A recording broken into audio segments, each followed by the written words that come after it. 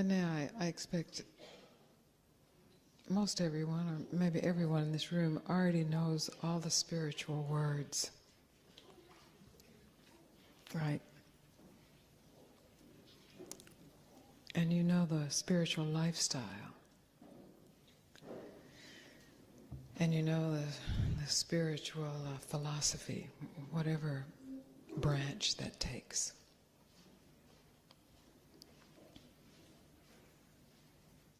But do you know the truth? That's the question. It's the hardest question of a lifetime. Because everything in the mind will corrupt everything that points to the truth to make it justify living a lie. And we've all lived lies to different degrees. And certainly if you look at our human ancestry, we've all lived lies to horrible degrees. So when there arises in a human lifetime this mysterious grace of actually wanting to know the truth and not being satisfied with another spiritual philosophy or spiritual words or even spiritual good feelings, as satisfying as all those are, recognizing that's not enough. I have to know the truth. And then, of course, you are drawn to people who are speaking the truth. And naturally what happens is that the words are taken. And maybe they're new words, maybe they're the same words, but they're learned. And they're spoken. But it's still not the truth. And so there's left this hunger. I mean, we've all, at this point, or most people in here, have heard about self-inquiry, which is really what Ramana, my teacher's teacher, offered. Who am I? Who dies? And this is so powerful, so profound. It's the essential question, who am I? But it's so easily corrupted by the mind, so that it becomes a way of avoiding the lie of one's life. Who am I? Well, I'm, in an instant, you can recognize limitless consciousness. No one separate from consciousness. And if that's then overlaid on a life lived in betrayal to that, then there's still suffering. Then inquiry itself has become co-opted by the mind. And we're experts at that. We have to really be willing to tell the hard truth about the power we have to corrupt the most pure, the most sublime recognition of truth, reality, oneself. And you can't do it through the mind, because the mind gets very busy being involved in damage control, as you know. There's a question you can ask, though, and you can deeply examine it, often painfully tell the truth about it. And that is, what does my life stand for? What is my life standing for? What has it stood for? What is the deepest call for my life to stand for? Then all you have to do is really look very carefully to see. And you will see if you are speaking words of truth and living a life of a lie, you will see that. And it's a painful seeing, and the mind will immediately make the lie itself some form of truth. So it's a rigorous truth-telling. And as we are all macrocosms of each other, what has to be examined is profoundly uncomfortable. It's the rapist, the killer, the child molester, the fascist, the Nazi, the abuser of power, the false teacher. It's all alive within us.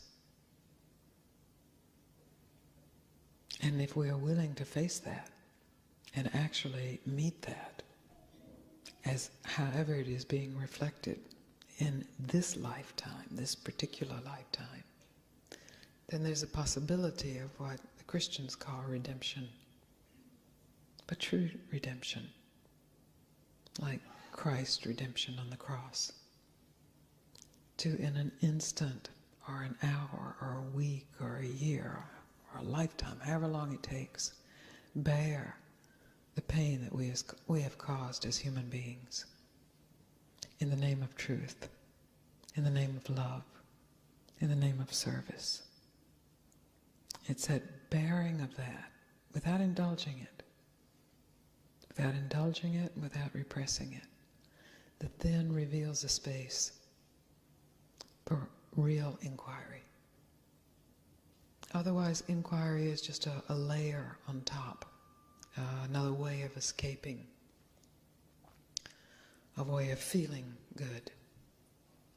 And you know that, and you know the nectar of that, and the addiction of that. And yet, there is a call within you that wants the truth, or you wouldn't be here. Because you know I have nothing to teach you. I'm not teaching you anything. Really. I'm inviting you to examine at the deepest level who you are, and that begins at the most superficial level. And in the willingness to see the most superficial, there is a strength and a capacity to actually see deeper. And in that, there's a strength and a bigger capacity to see deeper, until finally you're faced with seeing yourself as nothing at all. And that's horrifying to the mind, because the mind's job is to make you something. And this nothing is at all is not a something. It's not an enlightened something. It's not an awake something. It's not a happy something. It is nothing at all. And paradoxically, that nothing at all is filled with bliss and fulfillment and satisfaction of the most profound level. And that's self-recognition. After that, the mind may arise. Assume it will arise. It's a very skillful assumption. It's very unskillful to assume it won't arise. Assume it will arise and make claim to that also. I am nothing. I am nothing at all. You laugh because you know it, right? Yes. So this is the razor's edge that Papaji used to talk about. You know, it is wonderful to be together and chant together and experience the love. This is essential. It's the nectar that gives us the power actually to examine, what does my life stand for? But if we become intoxicated with the nectar, ultimately, even though we have a life of nectar, which is highly pleasurable, we aren't satisfied at the deepest levels. Papaji told me people who came to see me were ready to hear the truth. So that's an assumption I make about everyone in this room, whether you understand these words or not. You are ready to hear it. There's no promise of outcome, except the outcome of the, well, let's say certain possibility that the mind will arise to co-opt whatever true experience appears. When you recognize that, then you can tell the deeper truth. What do I stand for? Where is my allegiance? What does my life reflect? It's very simple then, isn't it? I don't mean as a whip, the superego whip, bad, you talked rudely to a sales clerk, or bad, you had a negative thought. Not that at all. Much deeper, much closer to the bone. What does my life stand for? And this is standing up. We sit down, we rest to get our strength so that we can stand up with the whole tsunami of human conditioning coming in our faces. Regardless of the experience of feeling or pain or bliss, it's all secondary. It's just to be able to stand up and say, I stand for truth. Whatever the outcome, if I am shot for that, if I'm burned for that, if I'm hated for that, if I'm adored for that, I stand for truth. If I'm abandoned by that, if I'm worshipped for that, I stand for truth. And this is the possibility for everyone in this room, or you would not be here. I know that for a fact. So this is the possibility of your lifetime, to really rest in truth and stand for truth, in truth, as truth, and to meet whatever challenge appears, global challenge, national challenge, personal challenge, and they all appear. My teacher called it the gods and demons of your past will arise to claim you. That's the power of the mind. Whatever your God realm is, it will arise to say, here, sweeter, better, nicer, more comfortable. Whatever your demon realm is, it will arise to say, ah. So it is not for the faint of heart. And it may be too late for you. Trungpa advised, never tell your friends to get involved in the spiritual path. It's rough.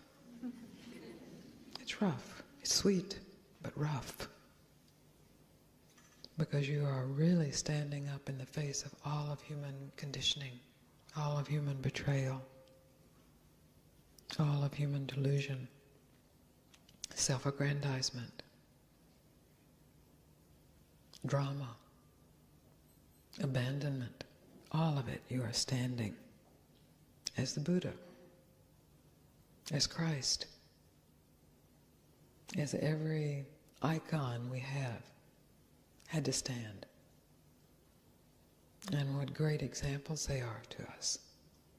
But if we use them as something separate, we miss what the possibility is as an ordinary human being in an ordinary life to stand up extraordinarily.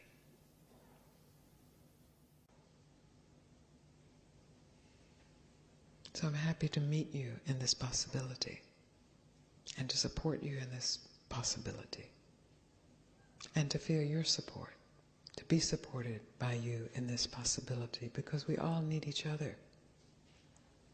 You are standing alone, but totally supported. You hear these words, you are hearing them alone, but you are surrounded by people with the same intent,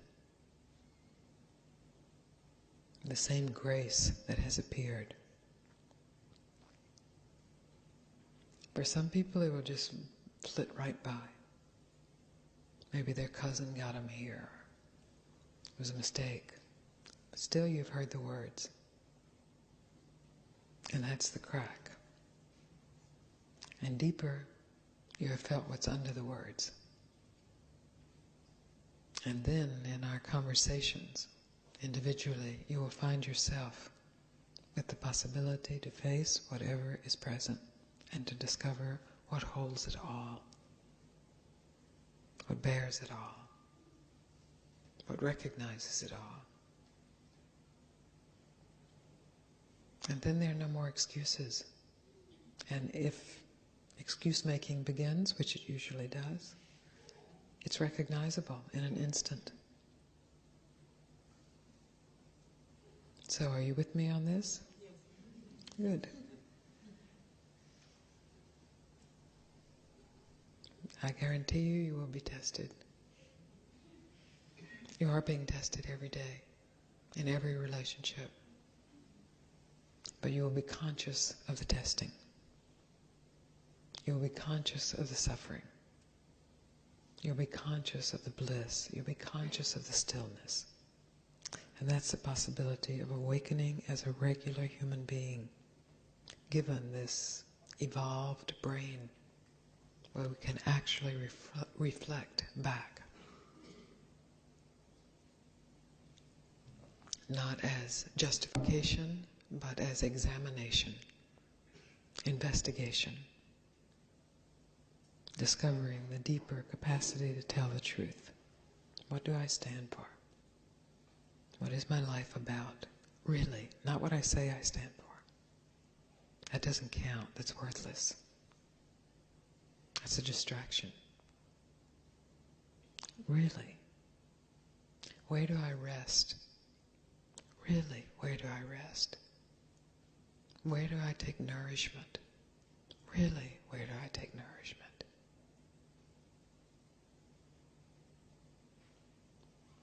Then this human experiment, which may have some decades or some hundreds of years left, has the possibility of something unknowable, unpredictable. Otherwise, it just rolls along as it has.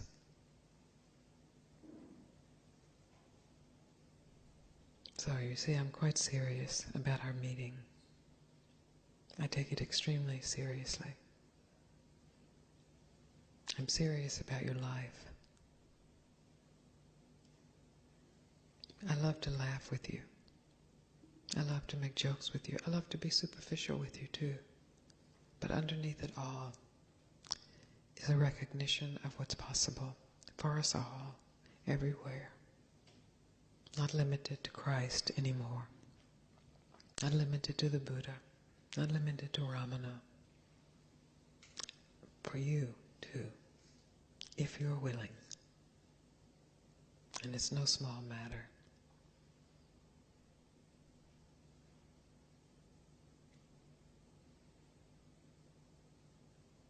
And we have each other.